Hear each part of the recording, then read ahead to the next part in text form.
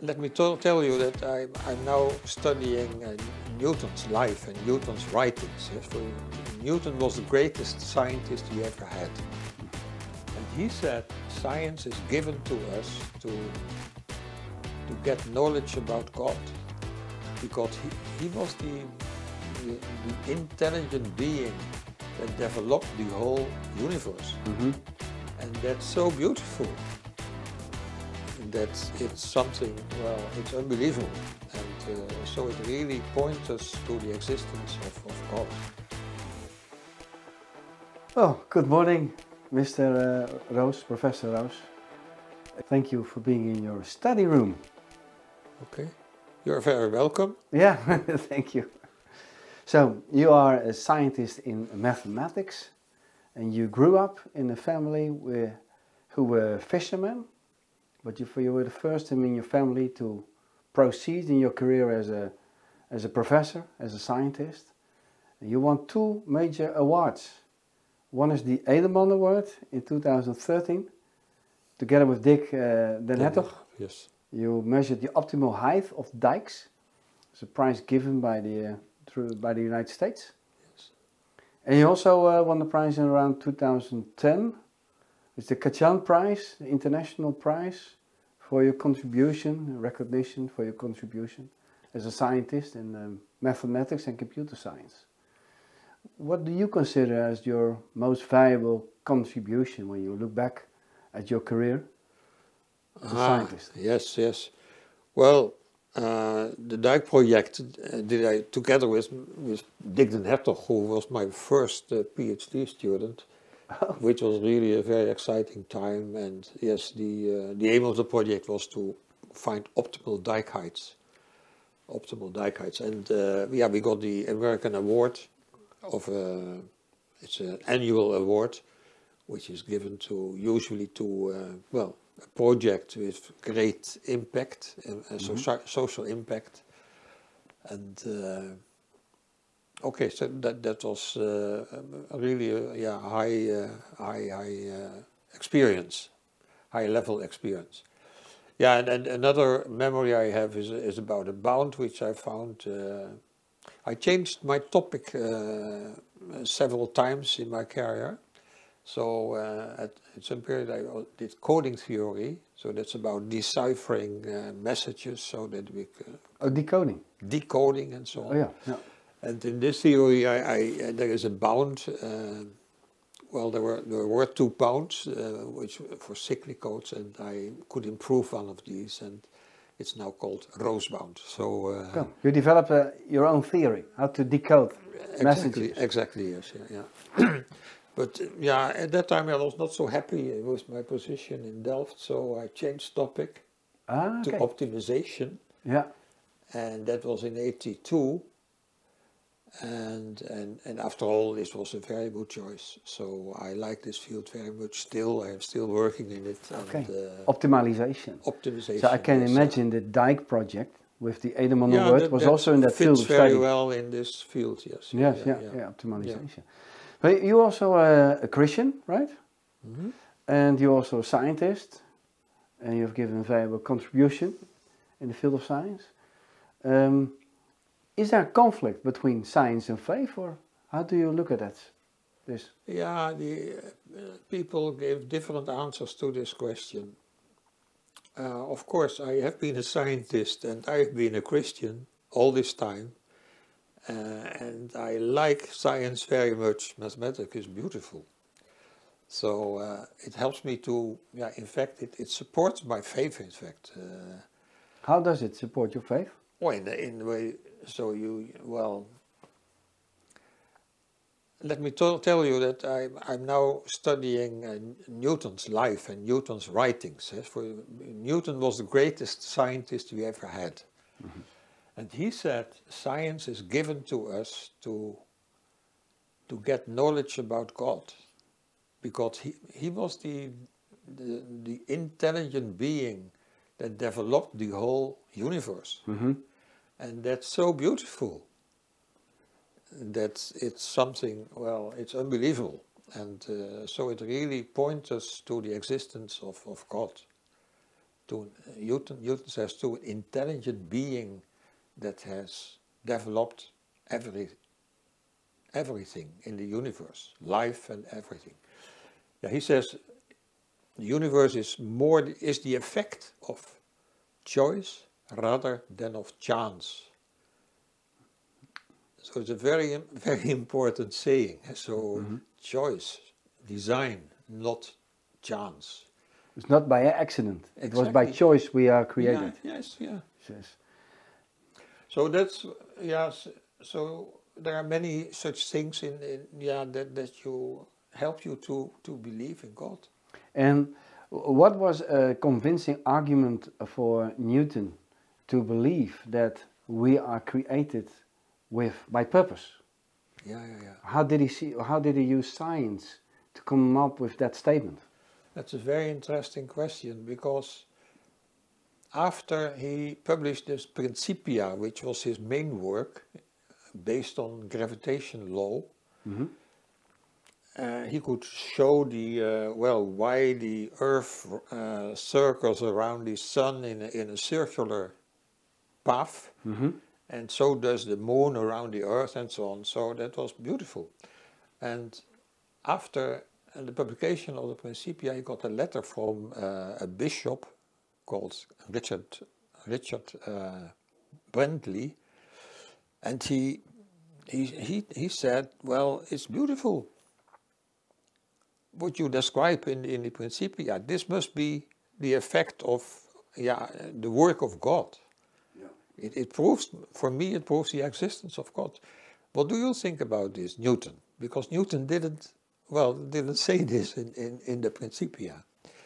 And then Newton answered with a letter, and he wrote, well, I completely agree with you, and I'm very glad that it helps you to believe in God. So I'm very glad, because I wrote the Principia for that purpose.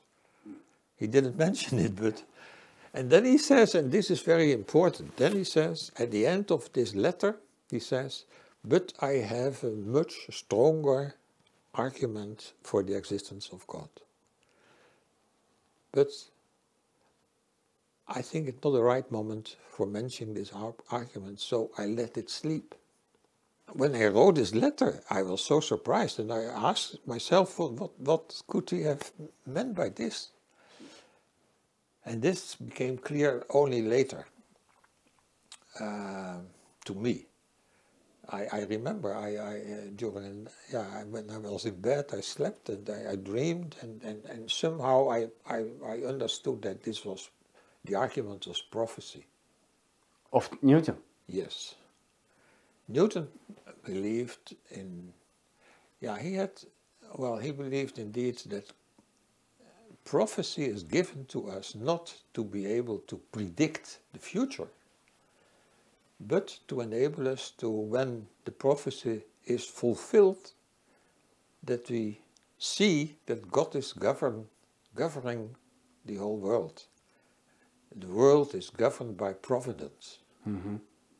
That's the meaning of prophecy.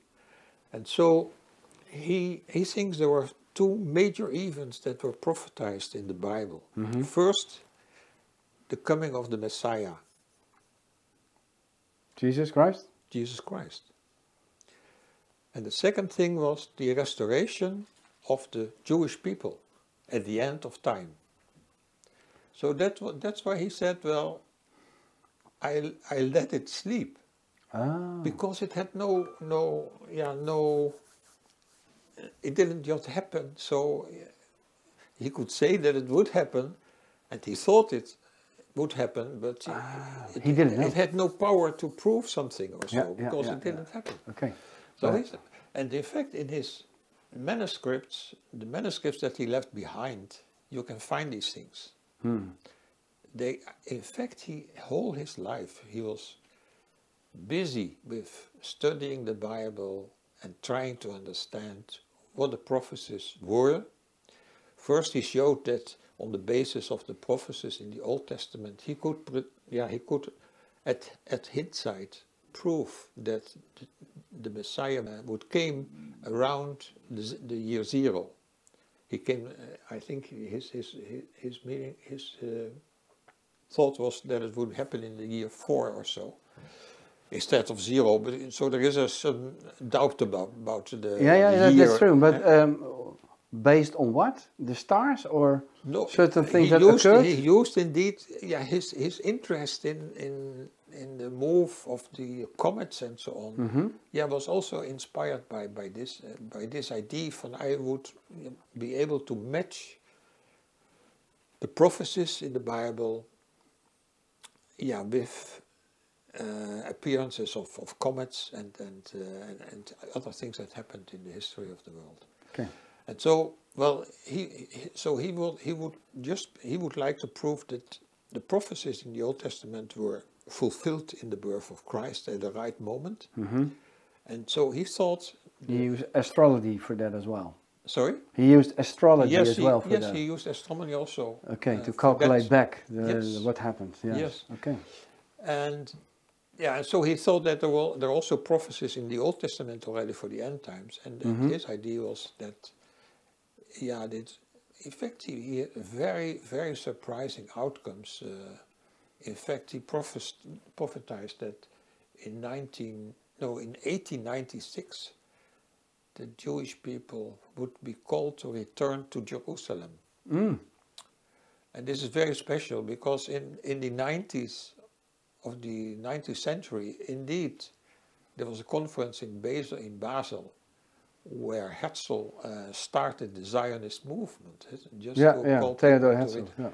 So, and then Newton also predicted, but he never mentioned it, but from his work it is clear that it might well happen, he said, that in 1944 there should be the end of the great tribulation of the Jewish people. Which is very remarkable because he said maybe there is a difference or one or 2 years or so, and I don't know how it will happen, but time will tell us. And it was a prophecy of Newton. Yes. And dated. When did he say so? Well, he lived around 1700. So he prophesied that it will change. Yes. The end of the Great Tribulation of the Jewish people, which is amazing.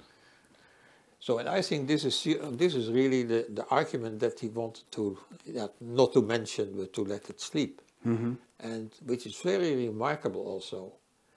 These arguments can be found in manuscripts that he left behind after his death. And they kept sleeping until 1970 or so. So they kept sleeping 270 years. Amazing, yeah. So I think this is amazing. And then, I think it's very important now people that recognize that these prophecies are fulfilled. Yes. But Newton also was afraid that this would not happen, that people would not recognize this.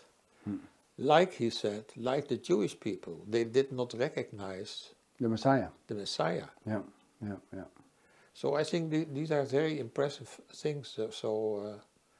In fact, very important things also for our generation, that we should be aware that, that these things help us to see that God is governing by His providence. So there are two things that are convincing to Newton. One is the earth and the moon and the stars and the sun. Of course. So it is all in a certain place and they circle around.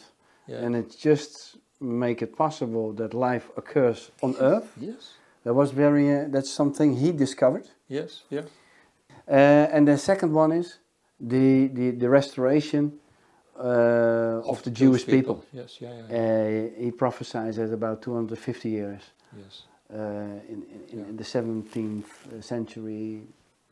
Yeah. And that would occur around 1944, which is amazing, accurate.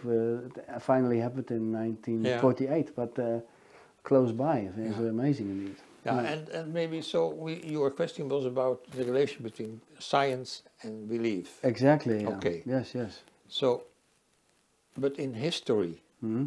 science has been a big enemy of faith. These manuscripts of Newton were, came only public after the invention of internet. Before that time, many people tried to get these manuscripts published. They were offered to the University of Cambridge, to the British Museum, to the University of Yale, Princeton, Harvard. They all didn't want to have these documents of Newton. Why not? Because they were about faith. So there is something in this world that tries to deny. Just to deny faith. Yeah. The Bible, in Yeah. fact. Yeah. So they got these manuscripts and then they looked into them and they saw that it was only about the Bible and about prophecy. Yeah. Well, it's no science. So they gave it back. Yeah. And so there was no money so they couldn't raise money to get these documents published. Yes. And it had to wait till the coming of the existence of internet. And still it is quite unknown to many people. It's that, still, yes. Still nowadays. So, Yeah. Which is, in fact, it's an amazing event. What happened is that Newton saw, he had the eyes to see. Yes. The eyes to understand God exists. You have to eyes to see this. You said, well, the Jewish people, they failed to, although not everyone, but quite a number, of course, to recognize the leadership. Messiah. Yeah. You have Jews that do recognize Jesus as the Messiah. What happened in your life that you started to realize Christ is the Messiah according to the scriptures? Yeah, I was quite privileged that I was raised in a very Christian family. Well, my parents were not educated or so, but they were very believing, and my grandparents too. So in that sense, well, I think this was a very strong basis for my life. And afterwards, I think there had been no time in which I doubted about these things. There was also so much evidence for the government, for God reigning everything. And so the universe is so remarkable. I think, I want to mention also that, do you know that we are traveling now, at this moment, with the speed of a plane around in the cosmos? So this is very remarkable. We are sitting here and, we think, here we are. But we are moving with 1,000 kilometers per hour. Amazing. And it's due to the rotation of the Earth. If you are at the equator, the length of the equator is 40,000 kilometers. But at the equator, people make this round every day. Yeah. In 24 hours. Yes. That's 1,666 kilometers per hour. We are a little to the north, so it's only 1,000 kilometers per hour. But this is going on. So in some very remarkable way, God keeps the system in balance. And there's this gravitation law of Newton which takes care of this effect. And the remarkable thing is that Newton, when he was talking about gravitation, he said, okay, there is a gravitation law, and I also know how you can describe it by a formula.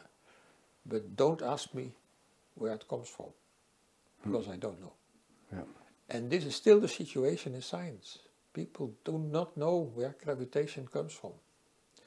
But Newton said later, so these are things, it's a divine power. It's a divine force. So he saw the hand of God also in these things. And nowadays you hardly dare to say such things, but I think this was really the mind of Newton. He saw in all these things. So he was a very faithful man. There's a saying of Albert Einstein. He says, well, if you believe that when a library explodes and everything goes around, that from that explosion, all the letters fall into part in the book, and all perfect sentences do occur. That's like the existence of the earth and everything that's in it. It can't be made by accident, but by purpose, as you were saying. Although the evidence is quite convincing, we are living in a society which raises a lot of doubts and also try to deny faith. Was there ever a moment in your life that you started to doubt your faith in God or in Christ? No, on the contrary. I think these things help me to believe. No. So, yeah, Newton really helped me also. I never doubted, but he helps me to. He gives support to the. He supported your faith. Yes. Yes. Because. He also says, look at the universe. Okay, even if you know how things rotate around each other, so there's no chance that you can make such a system, because if you would, so it's very hard to start it. If everything, to put the Earth in exactly the exact right position and the right velocity and to get it moving in the right way. Yeah. So this is really design. And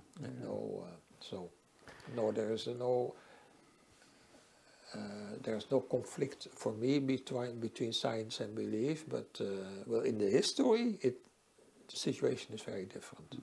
Science is very against the Bible. Yes. Is there anything you'd like to say to the people who are watching right now? Let's say they are interested to know more about the Bible, to know about God.